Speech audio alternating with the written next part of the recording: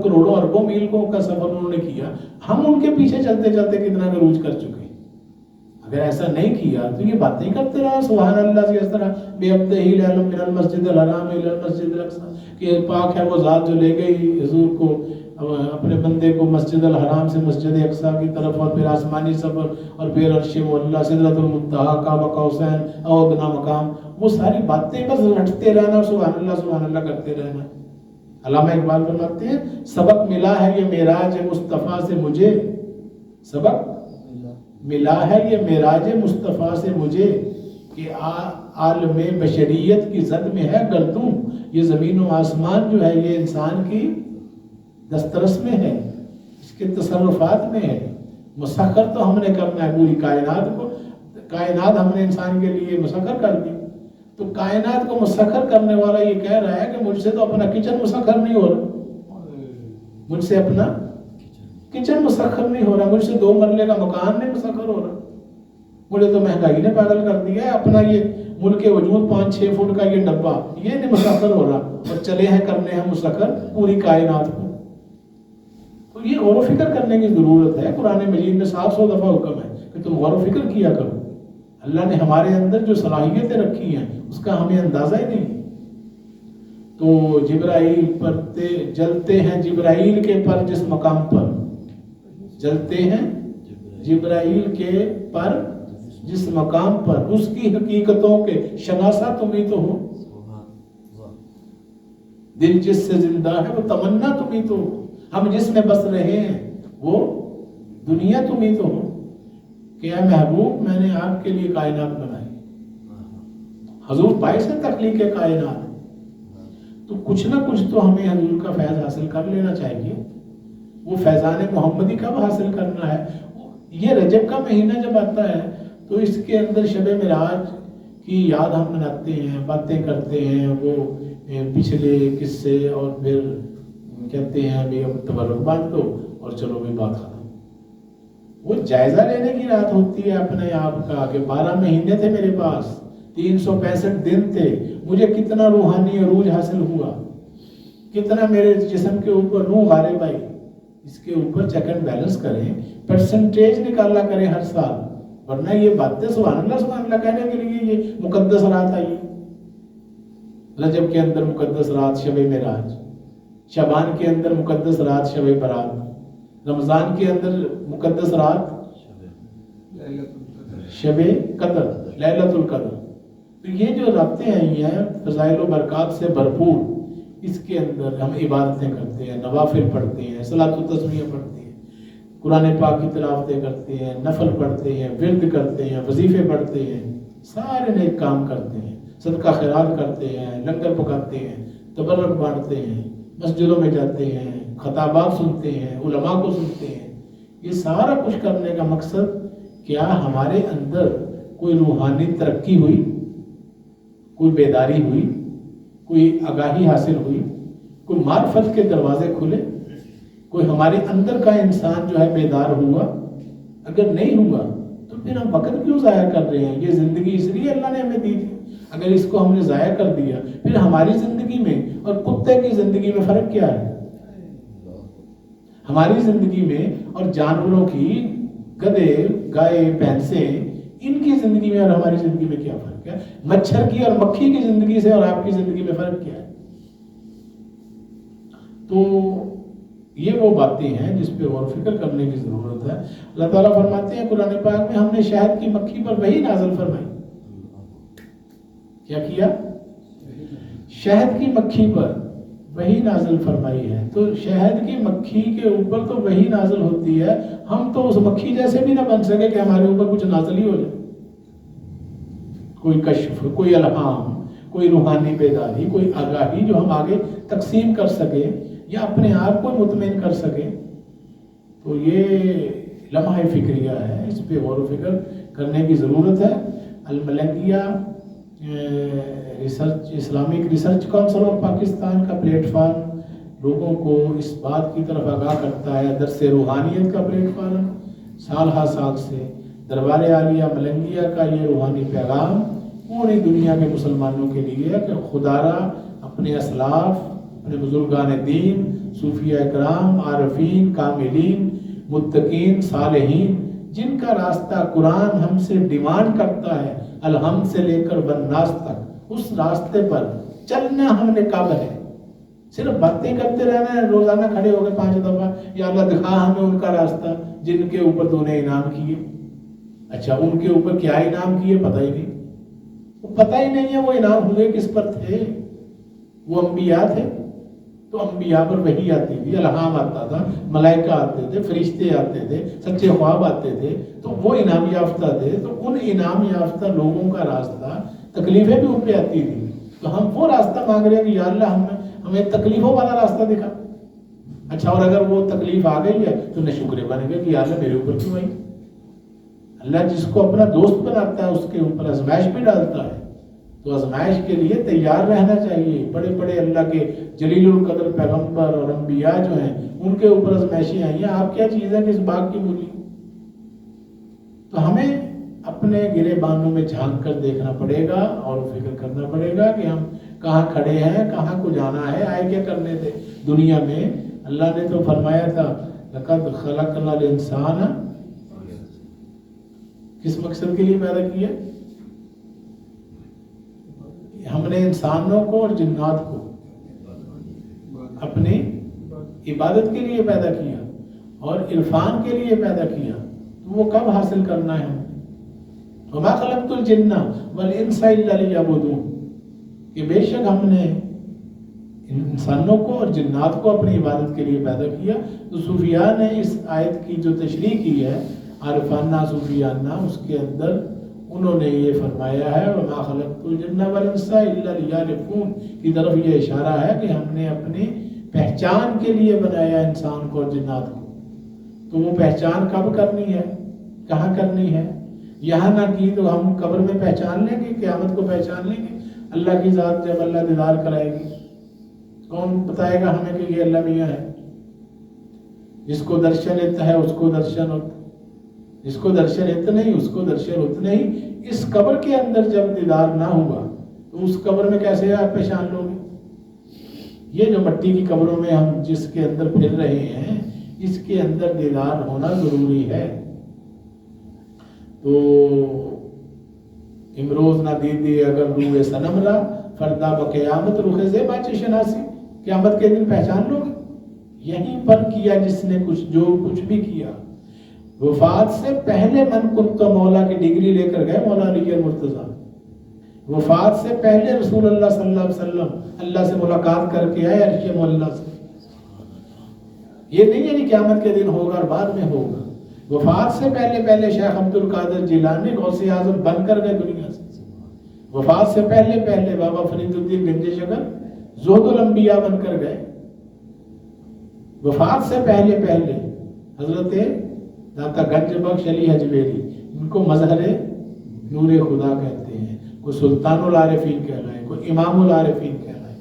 حضور ملنگی بابا اولیاء سرکار جو ہے ولیوں کے تاجدار، وہ اسی زندگی میں وصال سے پہلے، وفات سے پہلے وہ بلند و بالا روحانی مراتب پا کر دنیا سے گئے اور پھر ہمیشہ کے لیے مخلوق خدا کو جو ہے وہ فیضان محمدی، نور محمدی سے منور فرما رہے ہیں، سیراب کر رہے ہیں. ان کا فیض پوری دنیا میں مشرق مغرب شمال جنوب پہنچ رہا ہے. وجہ کیا ہے کہ انہوں نے اللہ کو راضی کر لیا تو اللہ نے اپنے خدائی خزانے ان پر جو کھول دیے. تو یہ ہے فیصلہ کرنا ارادے کے ساتھ، اپنے نفس کو، اپنے ارادوں کو، خواہشات کو، اس کو سرنڈر کرنا ہے اپنے مالک کے سامنے. تو خوش رہنا سیکھے. دوسروں کو دیکھ کر، ایک مسلمان بھائی کا دوسرے مسلمان بھائی کو دیکھ کر مسکرانا بھی صدقہ جاریہ ہے، حدیث رسول صلی اللہ علیہ وسلم. تو مسلمان کو دیکھ کر منہ دوسری طرف پھیر لیتا ہے. وجہ اس کی کیا ہے؟ وجہ یہ ہے ایمان دلوں کے اندر داخل نہیں ہوا. باہر ہی مسلمانیاں ہیں، صرف حرکات و سکنات کی، لفاظیوں کی. جب ایمان دلوں میں اتر جاتا ہے تو پھر وہ انسان چلتا پھرتا انسان نہیں ہوتا، وہ چلتا پھرتا قرآن ہوتا ہے. یہ راز کسی کو نہیں معلوم کہ مومن قاری نظر آتا ہے، حقیقت میں ہے قرآن مجید. حکیم الامت علامہ اقبال فرما رہے ہیں. تو تو ہر لہجہ ہے مومن کی نئی شان نئی یان. وہ مومن کی بات ہوئی ہے, کسی ایسے مومن کو ڈھونڈو جس کی ہر لمحہ نئی شان اور نئی یان ہوتی ہے.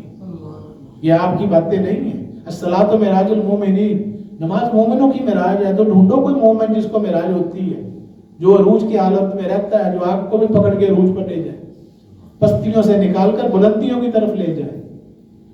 تو خوش رہنا سیکھیں, گھر والوں کو خوش رکھنا, گھر والوں کے ساتھ اچھا سلوک کرنا. تم میں سب سے بہترین وہ ہے جو اپنے گھر والوں کے ساتھ اچھا ہے. حدیث رسول صلی اللہ علیہ وسلم نے اور فرمایا, میں اپنے گھر والوں کے ساتھ تم سب سے اچھا ہوں. اللہ کے محبوب نبی آخر الزمان امام الانبیاء رؤوف الرحیم حضرت محمد مصطفیٰ صلی اللہ علیہ وسلم فرماتے ہیں, تم میں سب سے اچھا وہ ہے جو اپنے گھر والوں کے ساتھ اچھا ہے, اور میں تم سب سے اچھا ہوں. میں اپنے گھر والوں کے ساتھ تم سب میں سے اچھا ہوں. یہ زبانی باتیں نہیں کہتی اپنے آپ سے کہ میں اچھا ہوں, نہیں. بیوی کہہ رہی ہے کہ میرا شوہر چلتا پھرتا قرآن ہے.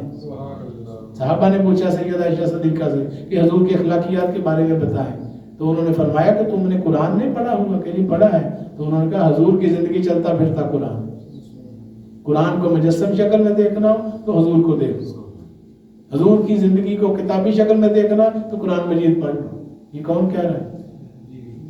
یہ مرید نہیں کو کہہ رہا اپنے پیر کے بارے میں, یہ کوئی شاگرد نہیں کہہ رہا اپنے استاد کے بارے میں. بیوی کہہ رہی ہے کہ میرا خاوند چلتا پھرتا قرآن مجید ہے.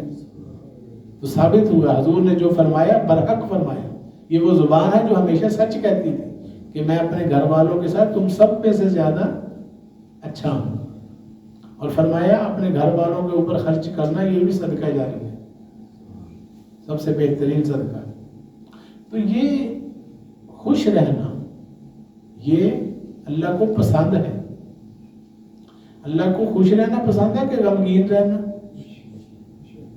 خوش رہنا پسند ہے. اچھا, تو اللہ تعالیٰ کی ذات جو ہے وہ جیسے میں نے مثالیں دی ہیں کہ ساری کائنات کے اندر اتنی خوشیاں اللہ نے رکھی ہوئی ہیں, پھول بنائے رنگ برنگے, گھاس بنائی ہے, سب یہ سارا کچھ نہ ہوتا تو بتائیں انسان کیا ہوتا؟ انسان ایک اجڑا ہوا دیار ہوتا, ایک ویران سا ایک ایسا درخت ہوتا جس کے نہ پتے ہیں نہ شاخیں ہیں نہ کونپلے ہیں نہ اس کے پھول ہیں نہ اس کے پودے ہیں, کچھ بھی نہیں ہے. وہ کیا ہوتا ہے انسان؟ وہ تو انسان نہیں, کوئی پتھر ہی ہوتا ہے. کسی کی غمی کے اوپر انسان کے کسی کی ہمدردی میں دیکھ کے اس کی آنکھوں سے آنسو نکل آتے ہیں, پتھر کے نہیں آتے.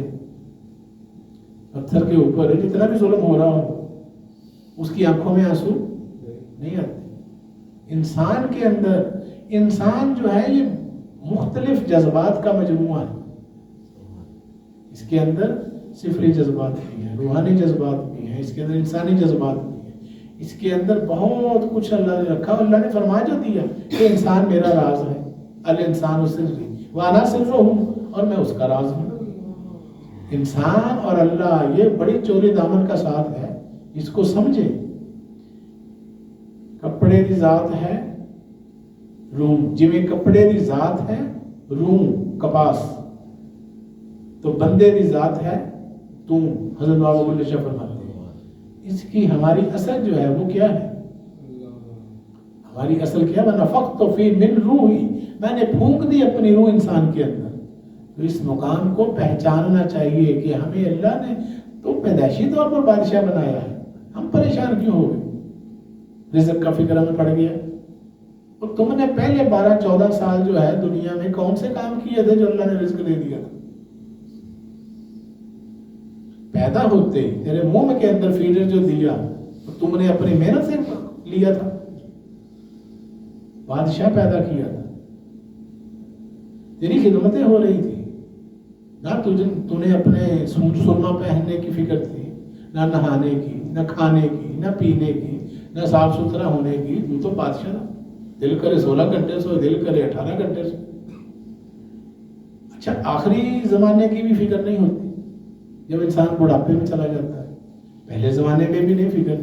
یہ بیچ کے جو 15-20 سال ہے اس میں کیوں پاگل کیا ہوا انسان کو کہ میں نہ ہوں, میں نے ساری جو ہے آسمان سر پہ اٹھایا ہوا ہے.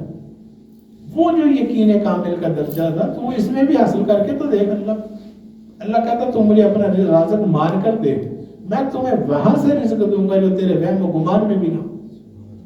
مسئلہ یہ ہے کہ ہمیں یقین نہیں ہے اللہ کے، یعنی اس سے بڑا ظلم کیا ہے کہ اللہ پر یقین نہیں. وہ جو پتھر میں کیڑے کو رزق دیتا ہے اور انسان جو ہے وہ جو اشرف المخلوقات بنایا ہے وہ کہتا ہے کہ نہیں میں جب تک میں نہ کروں گا تو کچھ بھی نہیں ہوگا.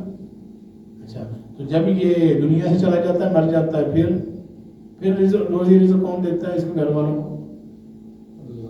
پھر بھی آئے نا نکل کے واپس قبر سے، یعنی میں تھا ٹھیکیدار. بس یہ چھوٹی چھوٹی باتیں ہیں، اس کو سمجھنا ہے، غور و فکر کرنی ہے. انسانوں کی طرح زندگی گزارے مردانگی کے ساتھ، جیسے نبیوں نے، ولیوں نے، پیغمبروں نے، عارفوں نے، کاملوں نے زندگیاں گزاری. ان کی بھی شادیاں تھیں، ان کے بھی بیوی بچے تھے. وہ تو نہیں اس طرح کے گلے شکوے کرتے تھے. ان کی تو زندگی کا ایک ایک سانس جو تھا وہ اللہ کے شکر میں گزرتا تھا، صبر میں گزرتا تھا. ہمیں کیا پرابلم ہو گئی؟ ان کے پاس تھا کیا؟ ان کی زندگیوں کے حالات پڑھ کر دیکھیں نبیوں پیغمبروں کے. غریب غربا لوگ تھے، شاکر تھے، صابر تھے، متوکل تھے.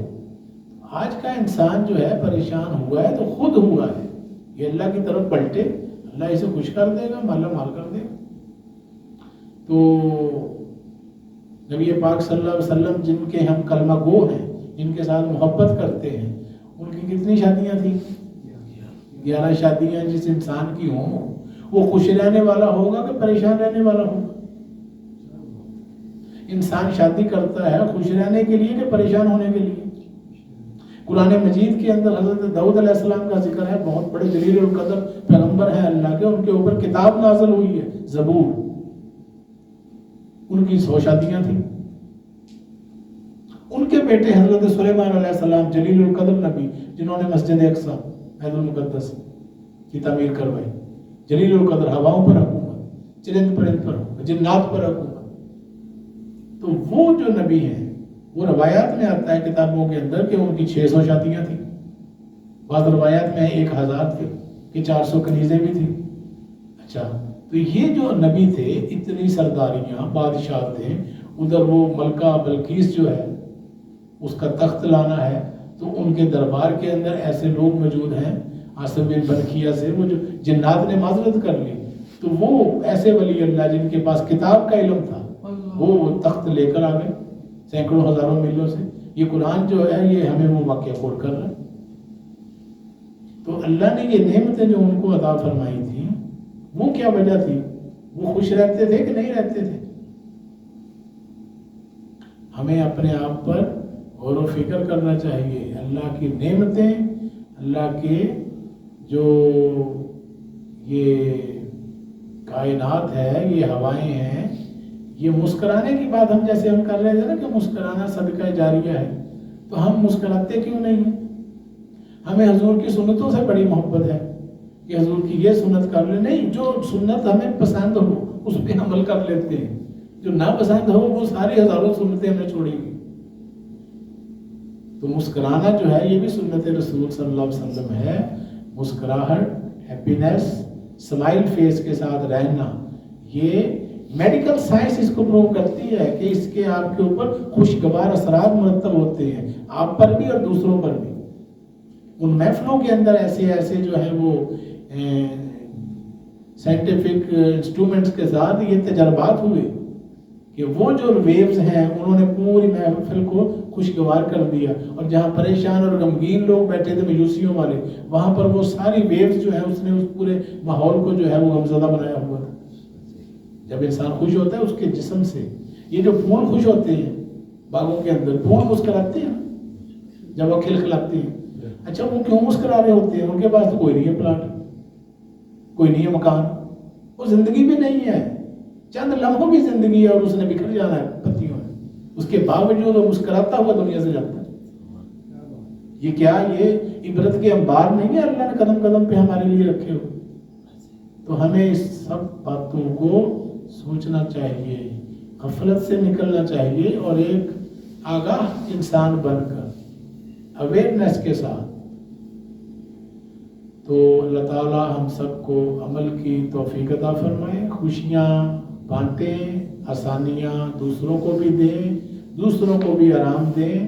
آپ کو اللہ نے کوئی نعمت دی ہے تو اس میں دوسرے کو بھی حصے دار بنائیں۔